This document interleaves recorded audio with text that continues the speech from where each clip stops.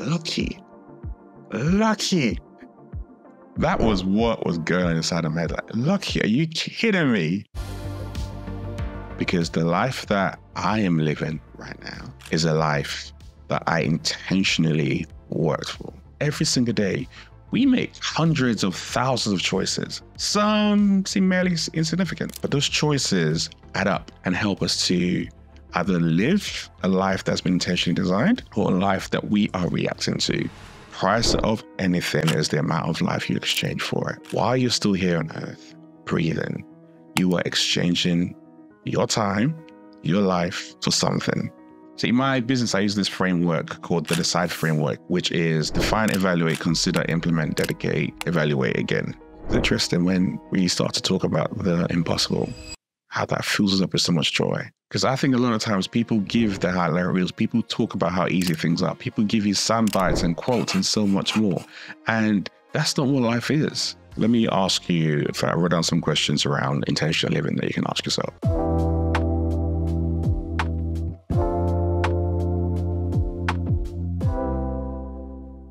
How did you get so lucky that you get to travel around the world, have great relationships, and live the life that you're living? Man, when someone said that to me recently, I was vexed. Lucky. Lucky. That was what was going on inside of my head. Like, lucky, are you kidding me? But after I checked myself internally, I got into the conversation because I don't know what it is, whether it's because I've just turned 40 recently or some of the more content I'm putting out, but it's a question I keep on getting asked a lot, especially as I travel a lot more recently this year, or I showcased I'm traveling more recently this year. People are asking me around my life and my lifestyle. And I thought, let me make an episode around what does it mean to intentionally live your life? Because the life that I am living right now is a life that I intentionally worked for. And when you talk about intentional living, people think around a 1 + 1 = 2. No. Intentional living is far, far, far different from that. Living a life of intentionality means making conscious choices that align with your core values, with your goals, with your aspirations. I have this flywheel in my business that I use a lot with my clients. Your mindset impacts your values impact your behavior impacts your actions, and then goes straight back to mindset. Now, even though I have it as a flywheel, it can go any way, shape, or form. But that's predominantly how I have lived my life for the best part of probably 30 years, in all honesty. Living a life of intentionality means making conscious choices that align with your core values, your goals, your aspirations, rather than merely reacting to circumstances or following society expectations without question. That's what that truly means. It's about knowing what you do, why you do it, and continually making decisions that are aligned to steer your life in a particular direction. I call it living from the inside in and the outside out. You've heard me use that phrase time and time again, but that's literally what it is, because every single day we make hundreds of thousands of choices. Some seem merely insignificant, but those choices add up and help us to either live a life that's been intentionally designed or a life that we are reacting to. Those are the kind of two choices that you have in life. There's this quote by Henry David Thoreau that says, the price of anything is the amount of life you exchange for it. The price of anything is the amount of life you exchange for it. While you're still here on earth, breathing, you are exchanging your time, your life for something. But is that something what you have intentionally designed? Or is that something that other people have designed for you? That's what intentional living is all about. So in my business, I use this framework called the DECIDE framework, which is define, evaluate, consider, implement, dedicate, and evaluate again. And then the reason why evaluate is on there twice is I use a lot of experimentation. So when you're using that DECIDE framework, when you're living a life of intentional living, experimentation is going to be at the key. But let me roll it back a bit. Let me give you a good example. I worked with a client. This person had been in one of the top tech firms in the world. They'd been there for about 18 years. And in that 18-year period, they had risen to really, really high levels, or were earning a ridiculous amount of money. And they were thinking about what comes next for me. Do I stay here for the next couple of years and retire? Or do I step into something that's new? And in that conversation that we got into, I asked the question, like, what is it you actually want? Don't tell me the first thing that comes to mind. I want to know, what is that thing that you always said you wanted to do, but you were scared to even talk about? You were scared to share with anyone else. That thing that you've tried to keep quiet inside of you, because we all have it. What's that big, ridiculous, impossible, aspirational kind of thing that you would love to do? He paused.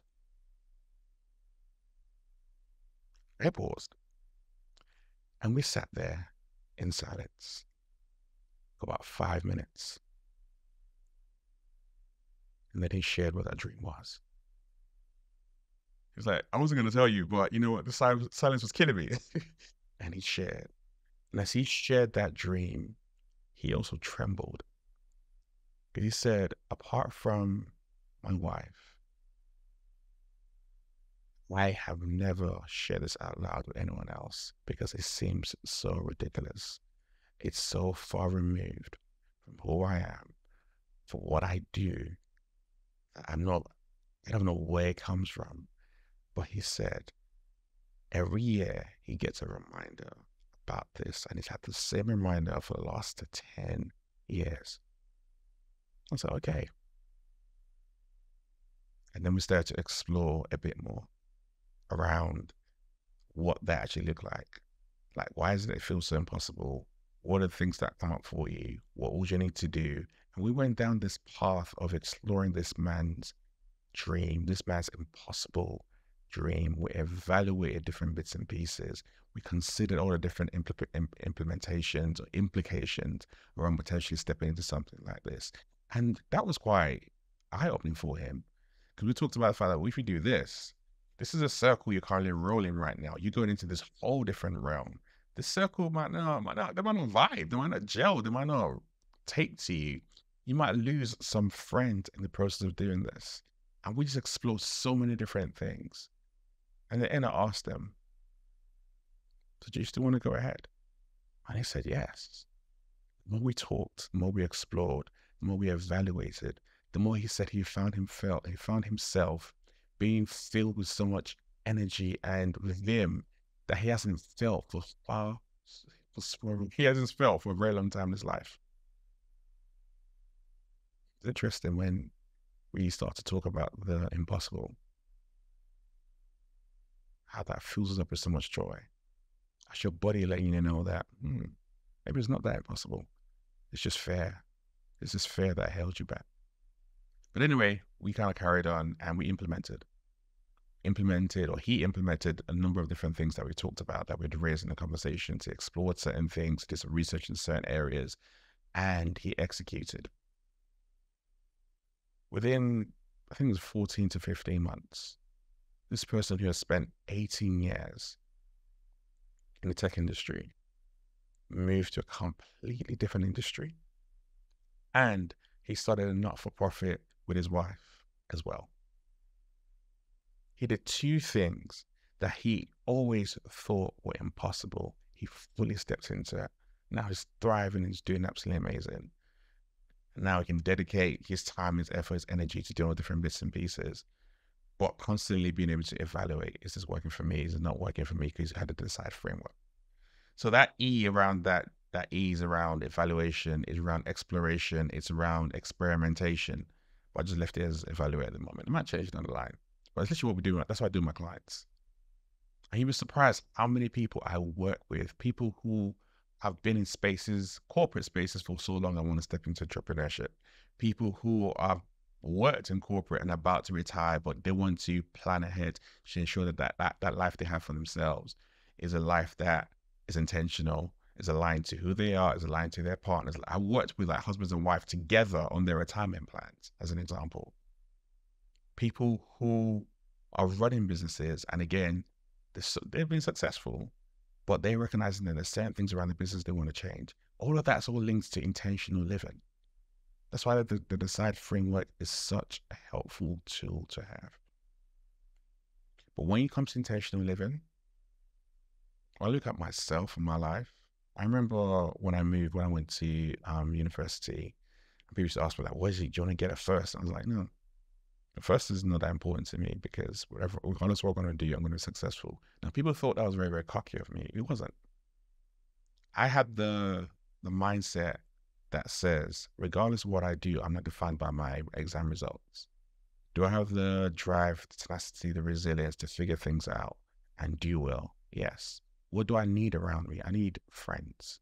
I need a community of people that I can build with, that I can grow with. That for me was far more important than just the education piece. Met my wife at university. Number one, that's the major one. That's the major milestone. I met her at university. Met some great friends at university. And ever since, it's just built on top of that.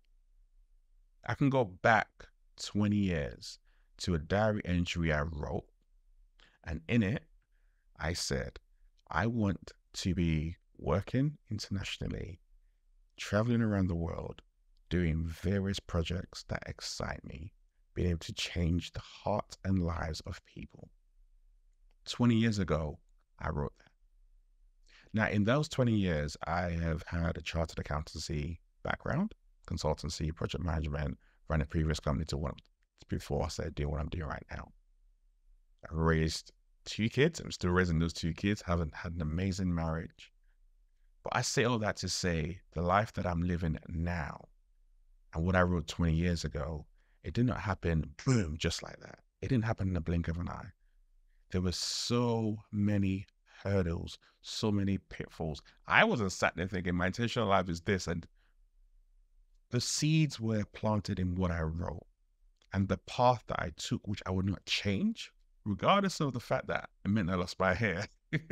I still wouldn't change that path that I took because it was all aligned to what I needed to learn, how I needed to grow, how I needed to move, the parts of me that needed to be chipped off, the parts of me that needed to be obliterated, to be pruned, the parts of me that needed to look at life in a completely different perspective. All of that happened in that 20 plus year journey. This is what it means to intentionally live. It doesn't mean that everything is hunky-dory. It doesn't mean that everything is rosy. It's a growth mindset. It's a perspective. Very much like in my organizational mindset shift, we talk about 3 things: unlearning, unlocking, and unleashing. That's the mindset that we work with our clients and their teams to kind of have. Unlearning, there are things you need to let go of. There are fears you need to let go of. There are behaviors you need to let go of. There are values and mindsets you need to let go of. And then when you let go of certain things, that creates space for new things to bubble up to the surface because you unlock it. It's inside of you already. I believe every single person is born. God has put gifts and talents inside of you. You are born with it. It just needs to be unlocked. Once you've unlearned and you unlock, it now comes to the surface and then you unleash that into your life. That's intentional living. It is not easy. I'll repeat it again. It is not easy. That person that I worked with and they did what they did, I just said it like, oh, we had a couple of conversations. It took the best part of 6 to 9 months. It took us the best part of 6 to 9 months to unlearn certain behaviors, to push past certain fears, to look at life very, very differently. I actually had a conversation with him, had a conversation with his wife, had a conversation with a couple of friends of his as well, just to help him to start to just reposition and think very, very differently. It's not easy. It's not straightforward. It's not something that is easily done by yourself. That's why working with a coach is great. If you want to work with a coach, holler at me. But I'm not here to sell you. I'm here to talk about intentional living. What does that look like for you? What does it look like to have a life that you live that's aligned to your core values, your goals and aspirations? I don't remember the last time I had the conversation with someone about Monday blues in regards to my life. Because for probably about 10 years now, I wake up on a Monday and I'm happy. Now go back a previous 10 years. I used to wake up on a Monday. I was happy until I left my house and I got to those gates of an organization that I'm not going to mention their name, and I had a migraine. When I left those gates at 5:30, the migraine went away. I still had this intentional living lifestyle that written prior to that. But I went through those migraine years. I went through those Monday blue morning years. I went through that pain. Because I think a lot of times people give the highlight reels, people talk about how easy things are, people give you sound bites and quotes and so much more. And that's not what life is. Life is not like that. Life is tough. But you having an anchor that you can hold on to, like, I know why I'm doing this. This is just for a season, not a lifetime. It keeps you going. And that's why having patience is such a critical factor. When you're experimenting, things are not going to work out for you. You're going to fail. Patience. Even when you have a growth mindset and you lean into unlocking and unlocking and learning, unlocking and unleashing, you need to have patience. It's not going to just work out for you just like that. There's a phrase I used to use a lot, which is like, live less out of habit and more of intent. Live less out of habit and more out of intent. Why is that important? See, when you're going through that, or if you have not unlearned yet, and you're living from a place of habit, how you think, i.e. your values and your behaviors, i.e. your actions, goes back to that flywheel, I've got to come from a habit place. And if that habit place is based on all you've already done and all you already know, it is very easy for you to pull back and fall into bad behaviors. It's very easy for you to pull back and fall into bad crowds and stay in that space because it feels safe, it feels secure. When you live out of intent, intent is experimental. Intent is leading into failure. Intent is that growth mindset. Intent is patience. Intent is new. It's scary, but it's the life that you want. Habit can keep you in fear. Intent moves you from where you're at now to where you really want to be. That's the difference. The seeds around intentional living are planted in the life that you live in, day in and day out, not just in your business. A good example, in my marriage. My marriage has been about intentionally living. See, when we got together, before we got together, I knew who I was married. I knew who my wife, then girlfriend, was. I knew the kind of person I needed in my life, and that's why we started to go out together. And when we got married again, we were like, what kind of marriage do we want? What kind of role models do we want to be for our children? What is it that you want to achieve in your career and vice versa? How are we both going to get there? How are we both going to achieve these things? Intentional living, intentional marriage. We had shared goals, we had shared values, but along the way, we had to have a lot of tough conversations.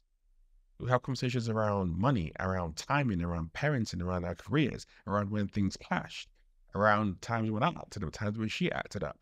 That was part of having an intentional marriage. But again, on that journey, it's recognizing that intentional marriage means that we need to resolve our conflicts, but we can do that without hurting each other. We can do that without throwing mud at each other, without bringing back something that happened 5 years ago. Being able to learn how to forgive, really forgive, and not hold a grudge.